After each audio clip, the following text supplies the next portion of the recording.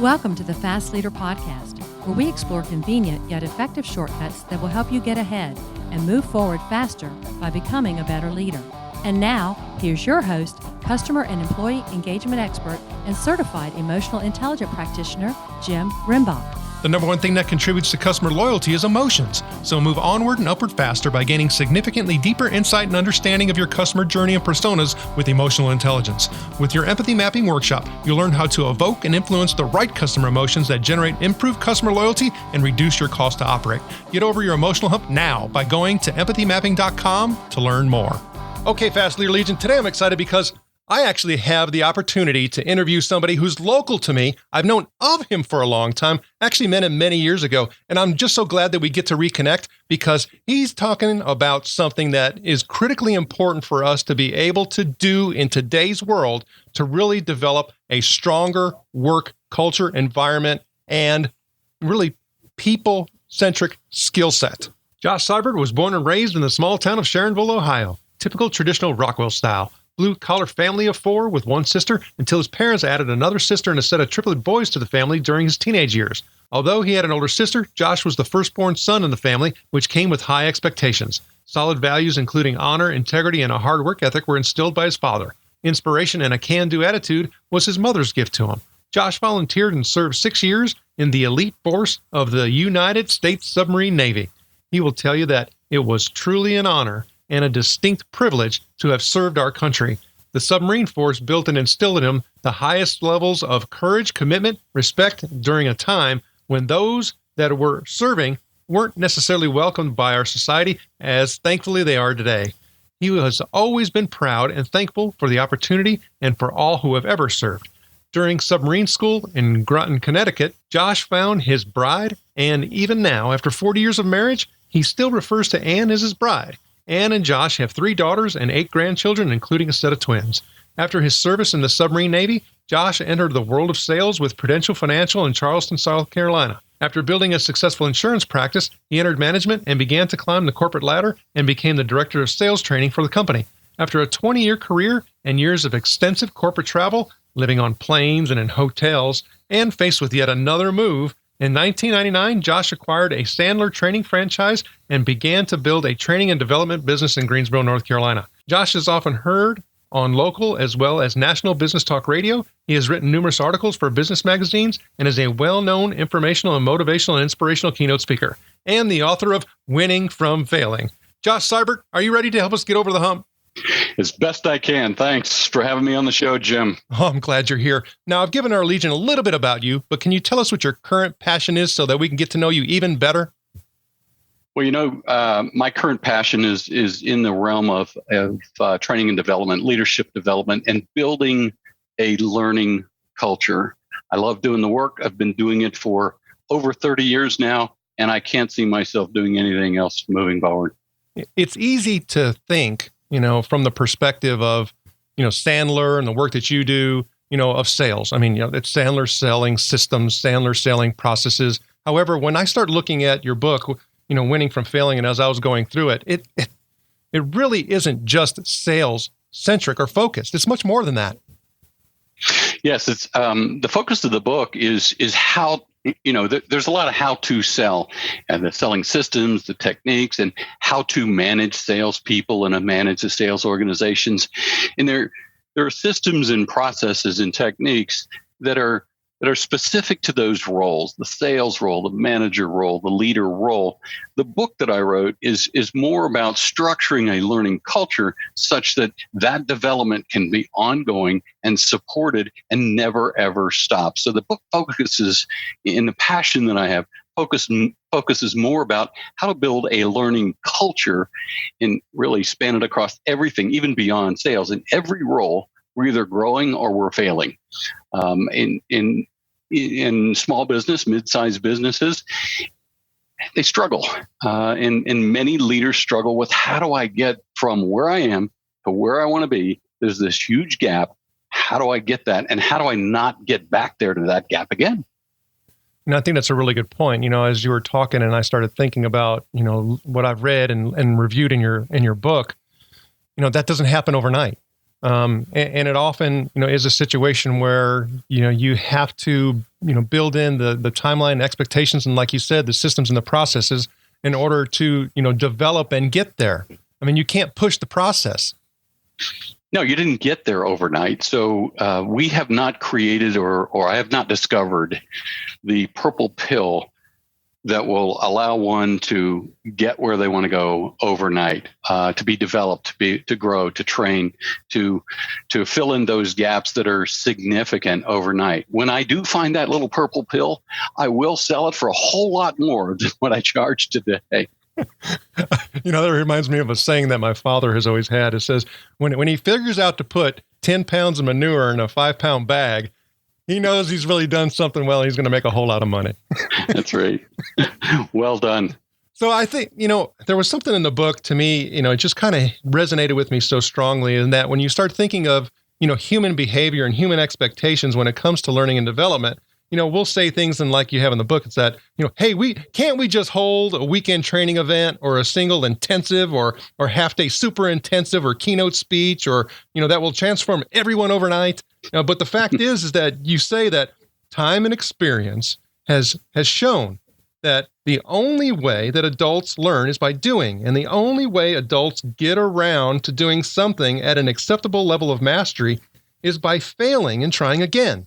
It's just how humans are wired. Yeah, it is. It's how we learn. It's how we grow.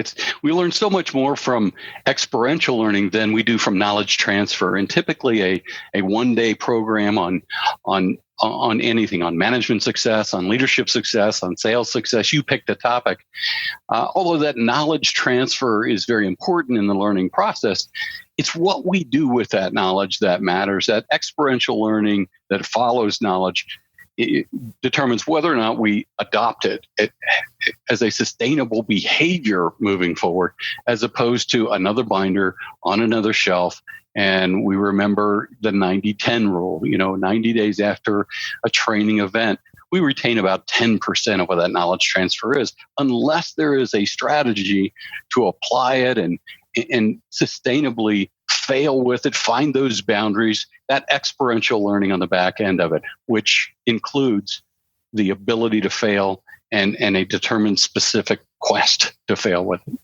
Well, I think, someone referred to as having a safe environment, because when you think in today's world with the competitive aspects of it, when you start thinking about, dwindling and shrinking, margins, when you start thinking about all that, people, will say that failure's not an option. And that's driven home in our heads over and over again, that you just can't fail. But what we're also doing by actually having that behavior, because it does come out as a behavior, is that we prevent, any innovation, any creative thinking. I mean, people are just going to start following the process because it's safe. Right.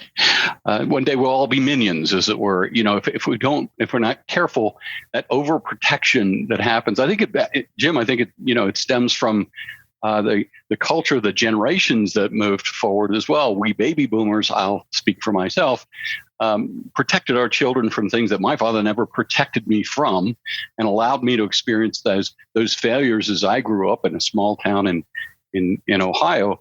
I didn't have that, and nor did he want that. So I think there's a difference, and there's a paradigm shift.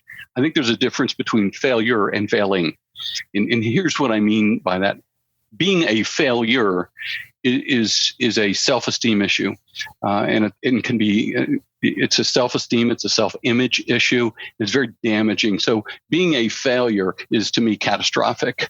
But failing from a role perspective, I can be what we call identity-wise. I can feel very, very good about who I am as a person, and I should. In my own eyes, in eyes of God, I'm perfect.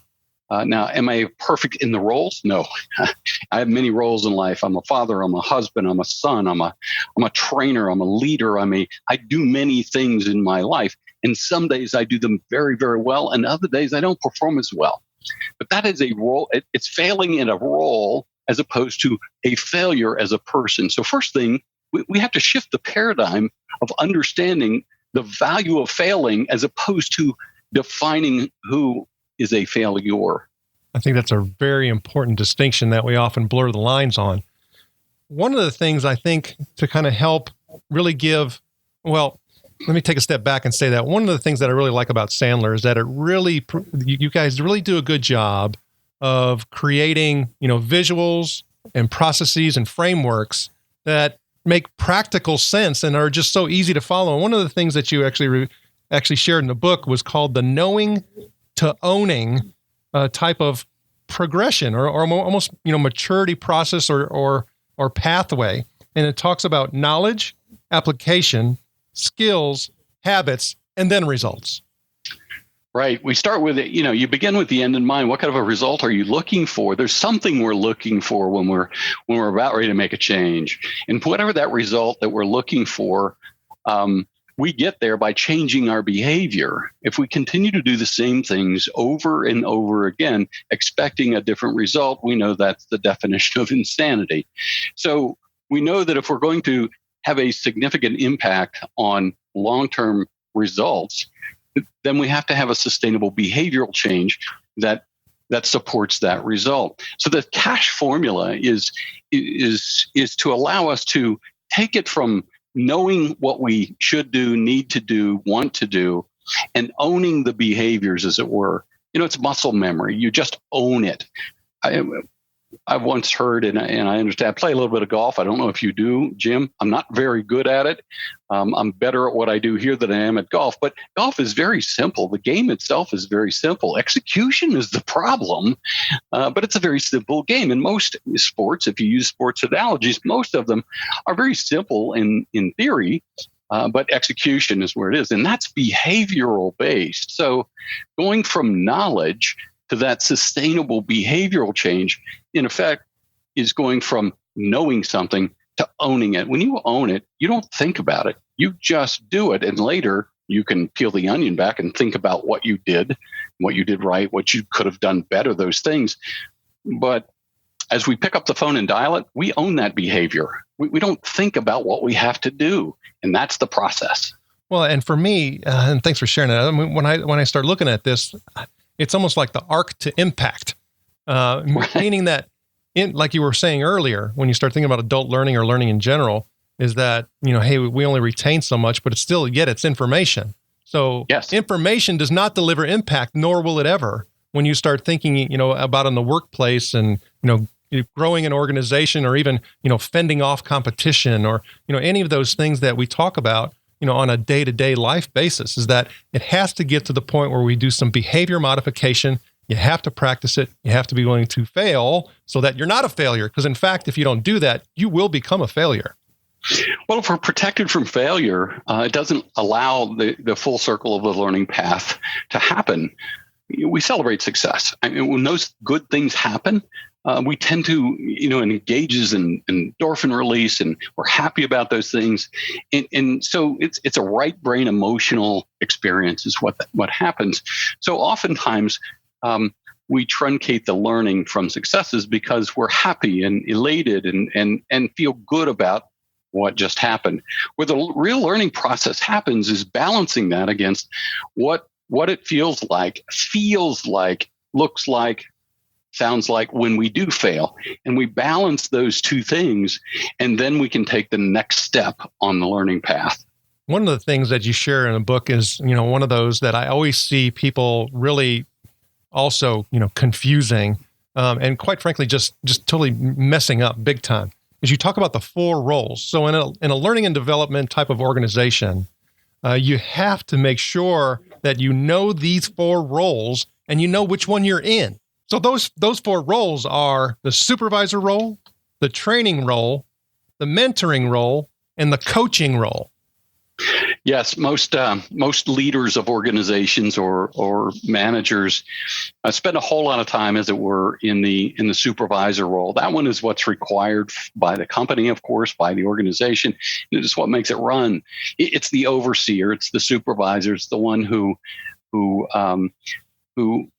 makes certain processes take place. People are accountable, measures them, implements them, those types of things. So it's a supervisor role. And as a matter of fact, most managers will spend about 45% or should spend about 45% of their time in that role, because that's a very, very important role. But I always relate that role to the other three roles. Just imagine you're on a mission to go to the moon. There's NASA. They're down there in Houston, right? That's the supervisor role, and they're monitoring and they're measuring the flight of that rocket that's going to the moon. And at each stage, each step, they're directing the other elements to move that. Do we turn this burner on? Do we turn that burner on? What do we do next? And how do we engage with that? We'll relate those things to the coach, the mentor, and the trainer role that we have when we're running that organization. So sometimes the supervisory role pulls up an opportunity that someone is not performing. Well, if it's a can't perform, that's different from addressing a won't perform. A can't perform, a won't perform, that's a counseling issue. If someone will not do the behavior and it's not because they cannot do the behavior, then we go into counseling role. But coaching role, training role, and mentoring role all comes from they can't, the inability to. So if we discover that they're not performing or someone is not, then we have to engage that coaching role, that training role, and that mentor role. They have to be in a learning environment to where they can gain the knowledge through some form of training, not that the manager or leader has to do it, but they have to support that training. So we've got to ask ourselves, if we're a leader, how are we actually supporting it? And beyond the, Josh, you need to go to training, or Jim, I've signed you up for some training. That's supervisory, that's task assignment, but how are we engaged in supporting that training that should be going on? That's the training responsibility, engaging in that developmental role. The mentor and the mentor and coaching role, equally important. Does that trainee, when they come back, that employee, when they come back, are they seeing that knowledge that they gained, or maybe the skill they started to build in that training and development session? Are they seeing that behaviorally in the environment that they come back to? Is the culture actually doing what the training provided for them? Is it being supported? And from a mentor standpoint, are we doing it as leaders? Are we mentoring the behavior we're expecting those to perform? I don't mean do their job, but if we happen to step in and perform that role, we better be not be working out of a different playbook that we've told them to learn. So that's a mentor role. But the most important of all of these is everybody needs a coach. Everybody needs a coach. If you're a leader and you're in management, your folks need a coach. They need someone there to help them peel the onion back. We all had coaches throughout our lifetime, whether they were physical sports coaches or they were teachers or they were our parents or guardians or there are those that helped us along the way. And those that are very good at what they do, they have a coach. Whether it's a sports figure or not, everybody has a coach. The best sports figures have a coach. And that coach isn't on the field doing it for them, but is supporting them so when they come off the field, to help them debrief, to learn, to help that learning process go forward so someone doesn't get stuck. Those four roles are crucial in building and creating a learning environment. And it seems to me where I find most people making the mistake is really saying that they're coaching or thinking that they're coaching, but in fact, that is not what they're doing. They're supervising or training, but they're calling it coaching. Yes, you're absolutely right. Personal training is different from coaching. And what I find, like you do, is oftentimes they fall into training and telling mode. Telling is not coaching. Coaching is caught, not taught. I learned that a long time ago. Coaching is caught. It's not taught. So if you find yourself flipping into this is how you should do it, you're either mentoring or you're in training role. But allowing the learning to happen by being there and helping that person peel the onion back and discover for themselves. The genius and the brilliance of a coach is to allow that discovery to happen. And to become a coach, there is a learning and development process that one must go through to become an effective coach or to be able to perform in that coaching role. Many leaders have never been developed. in that coaching role. That's a very good point. Because, for me, I would even say too that, I have to stop myself, when I want to be or need to be that particular coach, to where I don't, do the instruction. I don't do the show how. And I'm like, well, wait a minute. You already have this in you. Okay. Well, as a coach, I'm supposed to help you see that connection so that you draw it out, not me pull it out of you. That's correct. We're not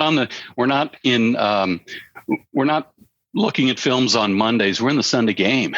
And now is not the time to train. Now's the time to coach so the connections can be made. So folks can grow and learn from those and begin to connect those dots when we can't be on the field with them. That's a very good point. Now, what we're talking about here is just loaded with a whole lot of energy and excitement and emotion. And one of the things that we look at on the show are quotes to help provide that. Is there a quote that you like that you can share? Well, there's so many quotes out there that I could share with you, but the one that strikes me is related to the book, and that's related to allowing control for controlled failure. We also know this in controlled failure, and I'll get to that quote in just a second. But the controlled failure, you mentioned it before, means not allowing catastrophic failure for something someone's learning along the way.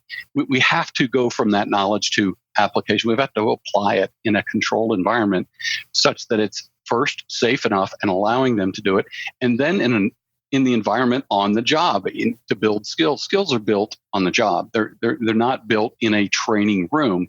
They're started there and they're refined maybe there, but really to own it, you're going to have to use it effectively on the job. And that's where we tend to overprotect. We don't want this person to fail. So therefore, we jump in and rescue them, or we don't put them in a situation where they have the opportunity of failure. We protect them from failure.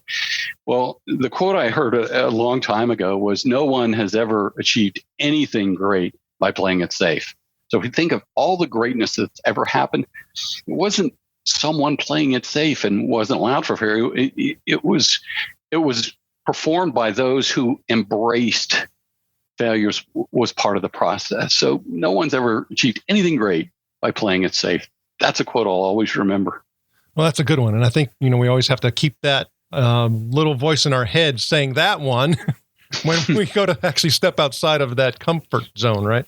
So when you start talking about, you writing a book, of course, family, being married as many years as you have had been married, the different careers being part of the ownership group within that Sandler office there. And there's a lot of humps that we have to get over. Is there a time where you've had to get over the hump that you can share? Oh, gosh. If you have gone through a lifetime as long as I have, there are multiple humps that you can go back and relate to that I had to get over, that we had to get over as a family. But specifically to this, I would say, and I write about this in the book as well, moving from the role of salesperson, I was in the United States Navy, submarine Navy for a number of years. And as I went through that journey and exited that career and moved into the sales career, as it were, with the Prudential Financial in Charleston, South Carolina, I became and learned through many humps, learned how to overcome adversity and succeed. And some training, some coaching, some mentoring, but tough road to go, as it were, back then. And I, as one would in the world of sales, I climbed that corporate ladder. And the first rung on that ladder was when typically in a sales organization, when you're at the top of your game and you're at the top of the leaderboard, you get offered the brass ring, as it were. And you are offered, as I was, a manager position, because all you got to do, and that's I heard, was, Josh, you're doing such a wonderful job. All you got to do is teach people to be like you, and then, show them what you do. And wow, we can make just music out of this. So I went from being a professional salesperson into the role of an expectation of being a sales manager. Wow, the competency difference between the two was astounding. And I failed miserably in the first 6 months of that process. I was able to take a mediocre sales team and turn them into a failing sales team at that point. And so the hump to get over that hump and hang with it and figure that out. What was I doing wrong? And to get through that and succeed at that role, that was probably the biggest learning curve that I went through, and the most valuable hump in my lifetime. One of the most valuable that I remember. So I can imagine, like many others, they have had, something similar happen to them. However, when they hit that bottom, they're actually showing a career redirection. Right. You were fortunate. Well, I would call it fortunate and persistent. I grew up in a time period, and my father had the value of honor, and he transferred that value to me, and it's one that I hold near and dear to my heart. And I made a promise, and I had to and was compelled to uphold that honor that I told them that I would do. So that inspired me, as well as, I'm not good at giving up. I'm okay with failing, but I'm not good at giving up. So I went into, look, I'm probably not the best at this, but I can't be the worst. There's got to be something I'm missing. So during that process, the epiphany, as it were, during that process was discovering that I can't make mini-me's. I can't make them like me. They have to be who they are, and I have to allow them to develop and grow with their strengths. So I had to not do it for them, because I couldn't sell for 12 people, 7 to 12 people. And I certainly couldn't. It was clear that over 6 months, the all you got to do, Josh, wasn't working. So I had to discover what would work and how it would work. And what I discovered was there are certain competencies defining any role that there are. One is in sales, one is in management, if one is in leadership, if one is an engineer or a doctor. There are certain competencies that make that role work. And when you can work on the gap within the strengths and the weaknesses of one's competencies and start specifically allowing that development to happen, wonderful things happen. So instead of trying to hire and create many Joshes that couldn't happen, I had to create a model of competencies that would help them become themselves. And they all today are very independent. And that was the epiphany, is stop trying to make them look like me. Well, so the interesting part is that it totally aligns with what you do today, because you're teaching organizations how to essentially do the exact same thing that you went through. That's what brought me to today. I think, from that moment on, I became, through more humps, became successful at that particular role and climbed the corporate ladder at Prudential, ended up being the director of sales training for that organization out of Newark, New Jersey. If you've ever been to Newark, New Jersey, God love you. And throughout that, those rungs on the ladder going through, I remembered that in every rung of the ladder that I went through. And then whatever position that I was in beyond that first one, I had to approach it from a learning and development perspective, because it's what carried me through that and made that strong. And when I left it, it didn't need me, which was wonderful. So the next person that took over that role built upon what I left and didn't have to replace it. And I was very proud of that. And it worked on every rung of the ladder, determining, what is the outcome that we want? Look at the end in mind and start building and developing the people to help achieve that. And a learning culture is so very different from typical cultures in business. So I know you have a lot of things going on. You have the new book. You are continuing to do your work and helping to be the coach, be the mentor, be the person who helps organizations get over their humps. But what's one of your goals?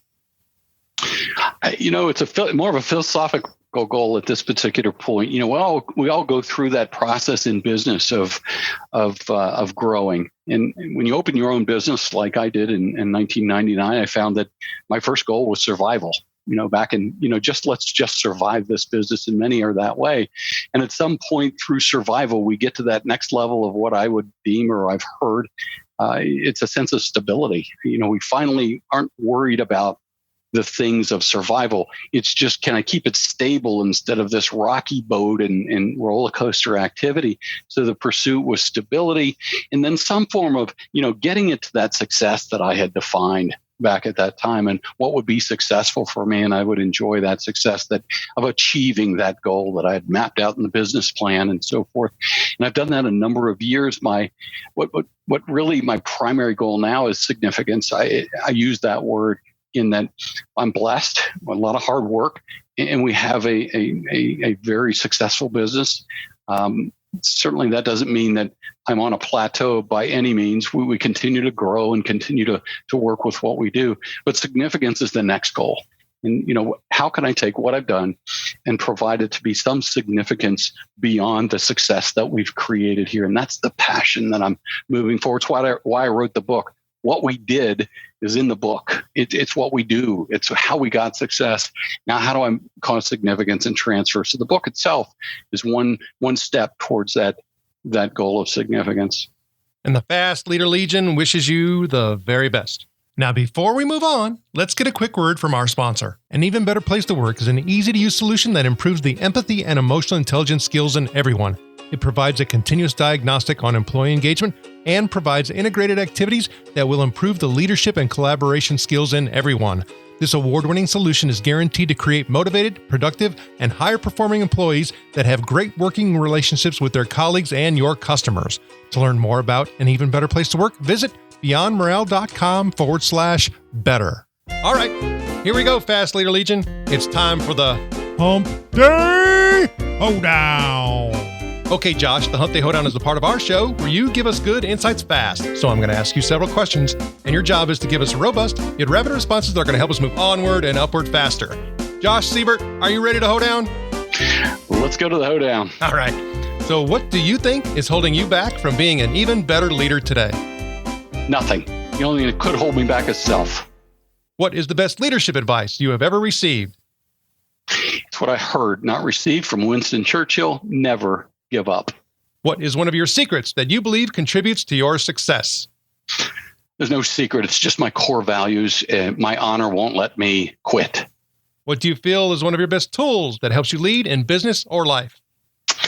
Gosh, I guess the best tool that I have, and this is tough, but the best tool I have in life is my belief.